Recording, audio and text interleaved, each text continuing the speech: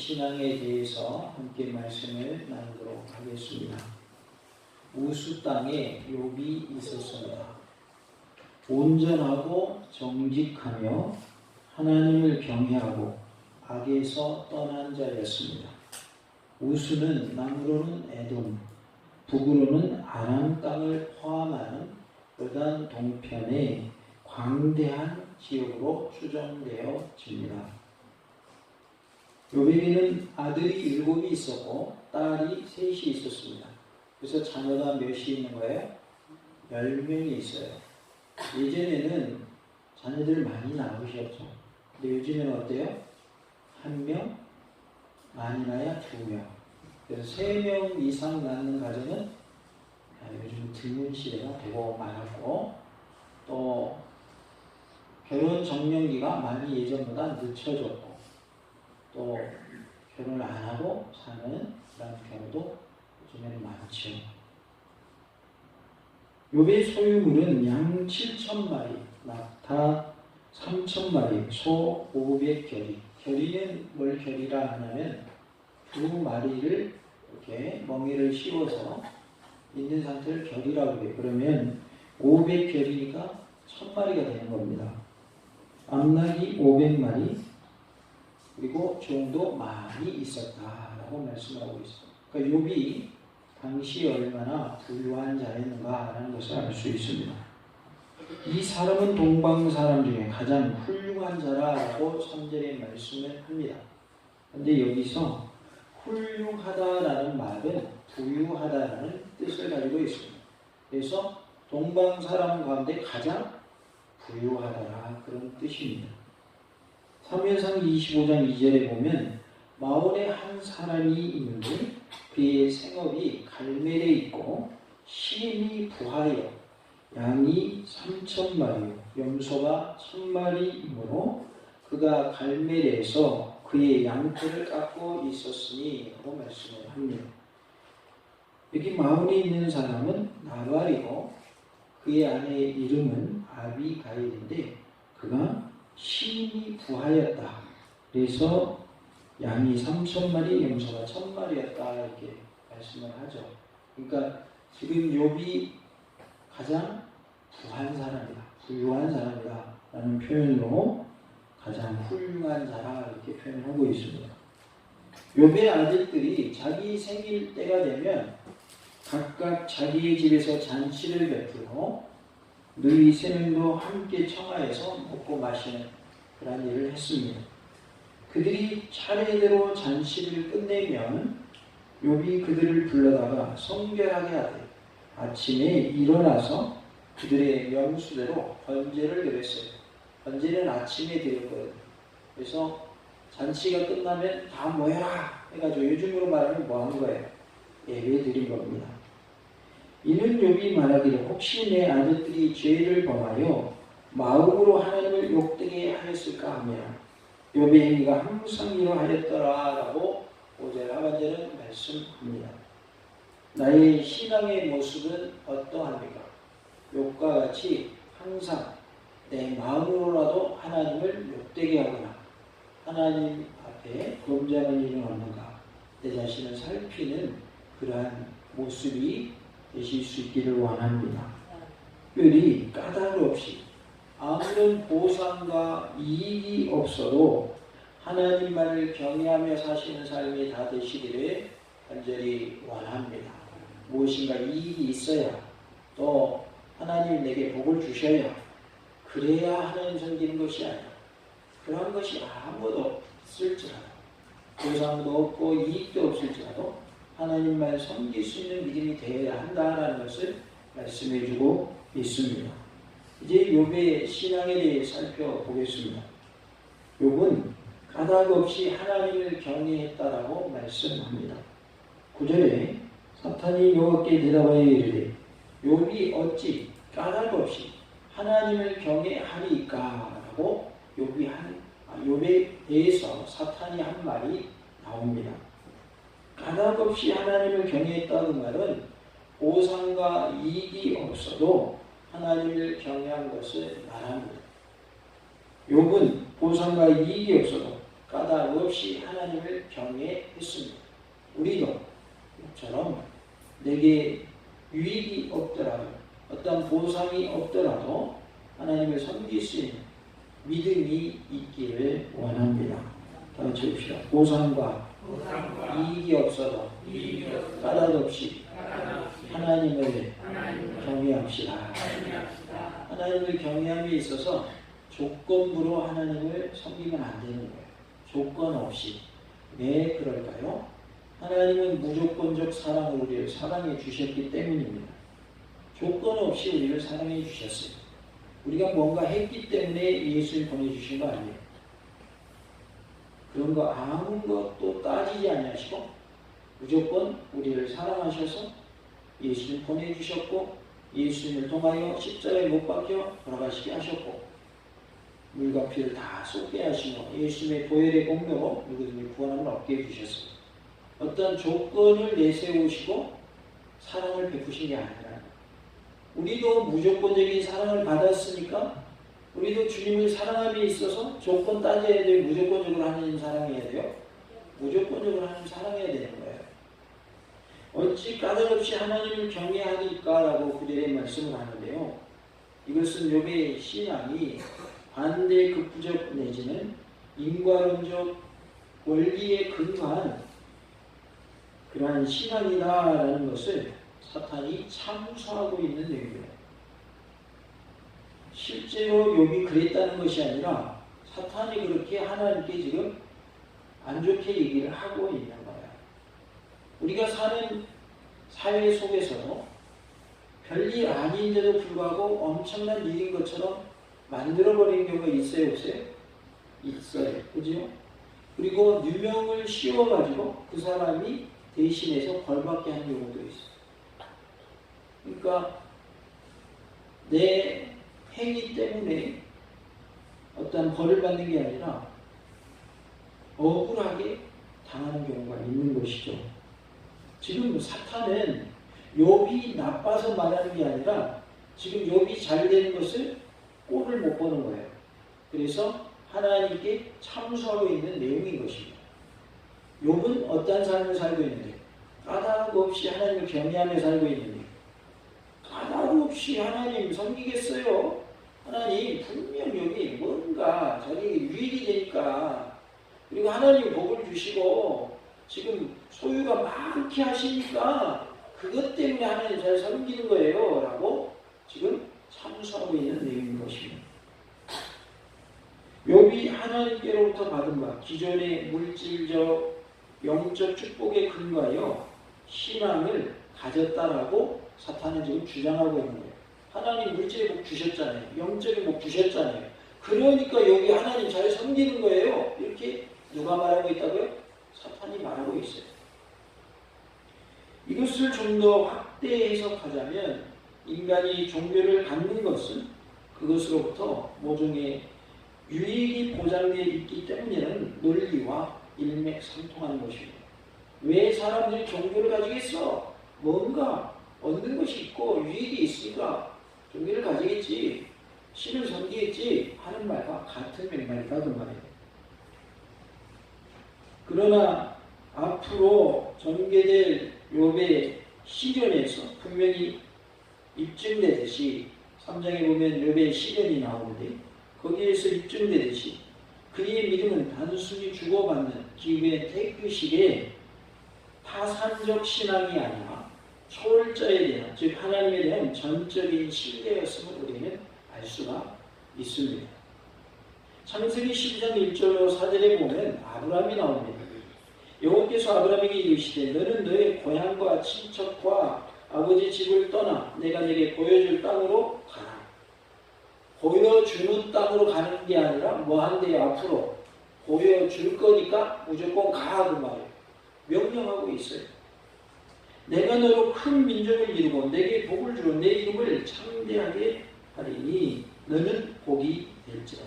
너를 축복하는 자에게는 내가 복을 내리고 너를 저주하는 자에게는 내가 저주하리니 땅의 모든 족속이 너로 말미암아 복을 얻을 것이라 하시니라. 이에 아브라함이 여호와의 말씀을 따라가고 뭐 따라갔어요? 말씀 따라갔어요. 롯도 그와 함께 갔으며 아브라함이 하란을 떠날 때 75세였다라고 말씀을 합니다. 아브라함은 고향 친척 아버지 집을 떠나서 하나님께서 보여주신이 아니라 보여주실 땅으로 하나님의 약속의 말씀을 믿고 따라갔습니다. 말씀 따라간 거예요. 내가 너에게 보여줄 거니까 일단 떠나. 그러면 내가 인도해 줄게. 정상적인 그러한 형태라면, 그리고 상식적으로 우리가 생각해 본다면 너 어디 방향으로 가 이렇게 알려줘야 되는 거 아니에요? 근데 하나님 그렇게 하지 않으셨어요. 근데 놀랍게도 아브라함은 내가 너에게 보여줄 테니까 일단 떠나 그랬더니 아브라함은 그냥 가는 거예요. 말씀 따라서. 너는 복이 될 것이며 모든 민족의 너는 조상이 될 것이다. 너로 인하여 모든 민족이 복을 받을 것이다. 그 말씀 믿고 무조건 가는 거예요. 이것이 아무런 조건 없이, 아무런 이익도 보상도 없이 하나님 말씀 따라가는 모습인 것이죠. 하나님의 약속의 말씀을 믿고 순종하는 신앙이 되시기 바랍니다. 길이 있어서 순종하는 것이 아니라 순종할 때 길을 열어주십니다. 같이 해봅시다. 순종할 때 길을 열어주십니다. 아브라함도 길 알려줬어요? 안 알려주셨잖아요. 순종하니까 길이 열리는 거예요. 우리의 신앙이 이러해야 된다. 이러해야 된다. 라는 것을 말씀드리고 있어요. 내가 너에게 약속했지? 순종해. 길이 열릴 거야. 이렇게 말씀하고 있는 거죠. 요단강을 건널 때에도 법궤를 맨 제사장들이 발을 어디에 디딜 때, 요단 강물에 디딜 때 요단 강물이 갈라졌어요. 갈라진 다음에 요단강을 건넌 게 아니에요. 물 속으로 들어가니까 그때 갈라졌어요. 길이 열리니까 순종하는 게 아니라 순종할 때 길이 열린다니까요. 이 말씀을 믿으시기 바랍니다. 순종할 때 역사가 나타나는 것이, 역사가 나타나니까 우리가 순종하는 게 아닌 거예요. 우리의 모든 문제, 우리 질병의 문제도 마찬가지입니다. 하나님이 고쳐주시니까 내가 예배 드리는 게 아니라 예배 드리니까 하나님 고쳐주시는 것을 믿고 예배 드릴 때 하나님의 역사가 나타납니다. 하나님이 고쳐주셨으니까 예수를 믿는 게 아니라 예수를 믿으니까 하나님이 우리를 고쳐주시는 거예요. 보상과 이익이 없어도 무조건 하나님을 경외하는 신앙이 되시기를 원합니다. 복을 주셔야만 하나님을 섬기는 것은 진짜 믿음이라 보기 어렵습니다. 그것은 진정한 신앙이 아닌 거예요. 복 주셔야 하나님 믿고 복 안 주면 안 믿고, 그건 믿음이 아닌 거예요. 복 주고 안 주고는 하나님의 손에 달려 있어요. 주시는 분도 하나님이시고 안 주시는 분도 하나님이시고 있는 것을 가져가시는 분도 하나님이시래요. 누가 그 일을 당했어요? 보니까 욥이 그 일을 당했어요. 여호와께서 사탄에게 이르시되 내가 어디서 왔느냐? 사탄이 여호와께 대답하여 이르되 땅을 두루 돌아 여기저기 다녀왔나이다. 7절의 말씀은 안정이 없고 마음에 안정이 없어요. 분요함, 분주한 거예요. 목적 없이 배회하는 사탄의 상태를 말해주고 있어요. 그래서 사탄은 평안과 상관이 없습니다. 정신이 없는 게 사탄의 것입니다. 예수를 믿는 자는 환난 중에 어려움 중에도 뭘 누리며 살아요? 평안을 누리며 살아요. 이게 차이점이에요. 여기저기 돌아다녀 봤습니다. 이 말은 배회하며 돌아다녔다 그런 뜻입니다. 마태복음 13장 25절에 사람들이 잘 때에 그 원수가 가서 곡식 가운데 가라지를 덧뿌리고 갔더니 라고 말씀을 합니다. 원수 마귀는 알곡 성도 가운데 가라지 성도를 심어놓는다는 사실을 알 수가 있어요. 그러나 알곡이 되시기 바라고 가라지는 되지 마시기 바랍니다. 양떼 중에 뭘 한 마리 그 물에 넣는지 아시죠? 염소 한 마리를 내놓습니다. 그러나 염소는 되지 마시기 바랍니다. 양이 되시기 바랍니다. 예수님의 제자 중에 가룟 유다가 있어야 했어요. 왜? 그래야만 예수님 십자가에 못 박히니까. 가룟 유다가 예수님 팔아먹잖아요. 그러나 가룟 유다 되지는 마시기 바랍니다. 왜 하필 12 제자 중에 가룟 유다가 돼야 돼요? 그럴 필요가 없잖아요. 나머지 11제자가 있는데 굳이 내가 가룟 유다처럼 한 제자로서 그 일을 꼭 해야 돼요? 내가 안 해도 할 사람이 있을 텐데 굳이 내가 염소해야 되냐고 말이죠. 굳이 내가 가라지 해야 되냐고 말이죠. 그럴 필요는 없죠. 은혜가 더하는 것은 어떨 때 은혜가 더하는가? 죄가 더한 것에 은혜가 더하다라는 말씀이었어요. 그럼 은혜 더 받으면 일부러 죄를 더 지어라, 더 죄를 짓고 은혜 받아라 그런 뜻입니까? 그게 아니죠. 결과적으로 보았을 때 다른 사람보다 더 방탕한 생각을 했고 죄 짓고 살았는데 하나님 은혜를 깨닫고 보니 예수 만나고 보니 다른 사람이 받은 은혜가 내 은혜가 더 크다 그런 뜻이지 큰 은혜를 받으려고 일부러 막 죄 지어라 그런 뜻이 아니라고 말이죠.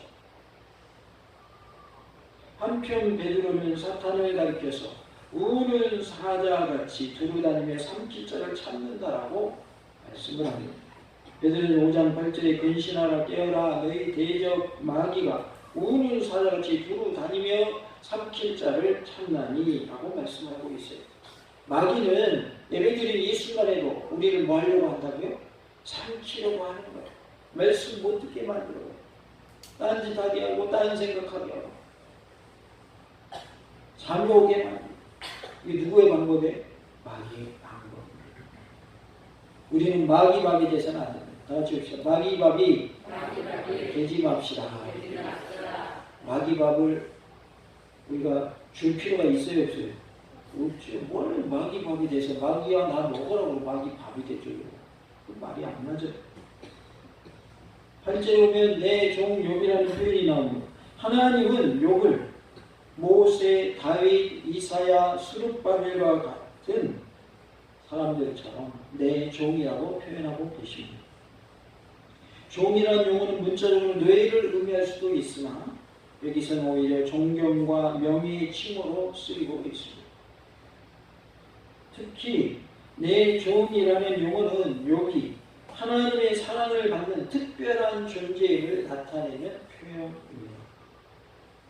출애굽기 14장 31절에 이스라엘 여호와께서 애굽 사람들에게 행하신 그 큰 능력을 보았으므로 백성이 여호와를 경외하며 여호와 그의 종 모세를 믿었더라라고 말씀하고 있습니다. 하나님의 행하신 큰 능력을 이스라엘 백성들이 보고 이제 하나님도 잘 섬기고 모세도 믿었다라고 말씀하고 있습니다. 그때 뭐라고 하시냐면 그의 종 모세라고 말씀합니다. 하나님의 종 모세라는 거죠. 이사야 20장 3절에 여호와께서 이르시되 나의 종 이사야가 3년 동안 벗은 몸과 벗은 발로 다니며 애국과 구스에 대하여 징조와 예표가 되었느니라 라고 말씀을 하고 있습니다. 이사야에 대해서 나의 종 이사야라 말씀하고 있습니다. 하나님께서 나를 부르실 때 나의 종 누구야 라고 불러주시기를 사모하시기 바랍니다. 10절로 12절에 주께서 그와 그의 집과 그의 모든 소유물을 울타리로 두르신 때문이 아니니까 주께서 그의 손으로 하는 발을 복되게 하사 그의 소유물이 땅에 넘치게 하셨음이니이다. 이제 주의 손을 펴서 그의 모든 소유물을 치소서. 이건 누가 하고 있는 말이에요? 사탄이 하고 있는 말이에요. 그리하시면 틀림없이 주를 향하여 욕하지 않겠나이까. 지금 하나님이 잘되게 하시니까 욥이 지금 하나님 잘 섬기죠. 한번 쳐버리세요. 과연 하나님 잘 섬기는지. 욥이 하나님 욕하지 않을까요? 욕할 것 같은데요. 이러고 있는 거예요 지금. 여호와께서 사탄에게 이르시되 내가 그의 소유물을 다 내 손에 맡기노. 다만 그의 몸에는 내 손을 대지 말지니라. 사탄이 곧 여호와 앞에서 물러가니라 라고 말씀하고 있습니다. 욥에게도 욕창이 생기고 병이 왔죠. 여기서 그의 몸에 손대지 말라는 것은 목숨을 해하지 말라는 뜻으로 우리가 받아들일 수 있는데요. 그의 생명을 해하지 말아라 라고 하시면서 모든 것을 너 하고 싶은 거 다 해봐 라고 사탄에게 허락을 하시죠. 사탄은 욥이 복을 받아서 소유물이 많아서 하나님을 경외하는 것이라고 말합니다. 그러나 욥이 모든 소유를 잃고 아들들과 딸들을 잃은 후에도 하나님을 원망하지 않은 모습을 우리는 알 수가 있습니다.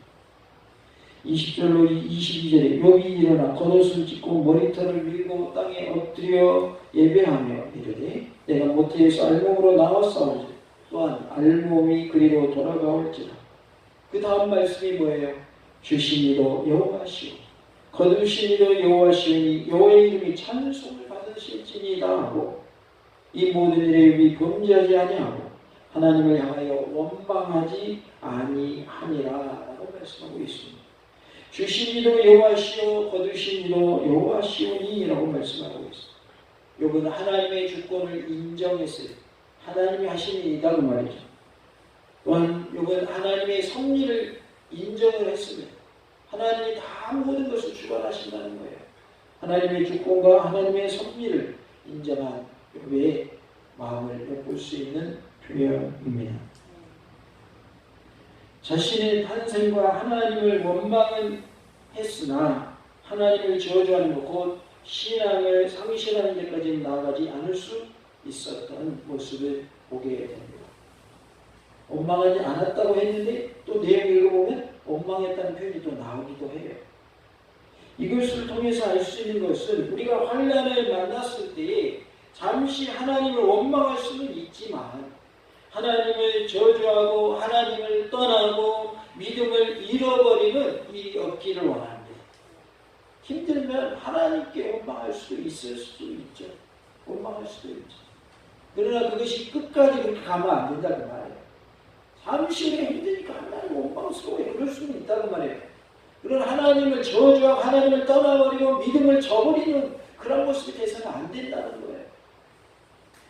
이 모든 일에 욥이 범죄하지 아니하고 하나님을 향하여 원망하지 아니하니라 라고 22절에 말씀을 합니다. 이것을 지적하면 나쁜 행위로서 하나님을 원망하는 죄를 저지르지 않았다라는 뜻입니다. 그러므로 욥은 재앙 가운데서도 도덕적으로 책 잡힐 만한 부끄럽고 파렴치한 반응을 보이지 않았던 것으로 결론 지을 수 있습니다. 그래서 우리가 힘들고 어려울 때 잠시 하나님을 원망할 수 있을지 모르지만 그러나 다시금 우리의 믿음이 회복되기를 원하고 끝까지 하나님 붙잡고 욥처럼 승리하실 수 있기를 원합니다. 주신 이도 여호와시오 거두신 이도 여호와십니다 라는 고백이 있어야 할 줄로 믿습니다. 나의 신앙은 어떠한 모습일까? 무엇인가 복을 주셔야만 하나님을 경외하는 것이 아니라 까닭 없이 아무런 보상과 이익이 없어도 하나님만을 경외하며 사는 삶이 다 되실 수 있기를 간절히 원합니다. 다 같이 봅시다. 보상과 이익이 없어도 하나님을 경외합시다. 할렐루야.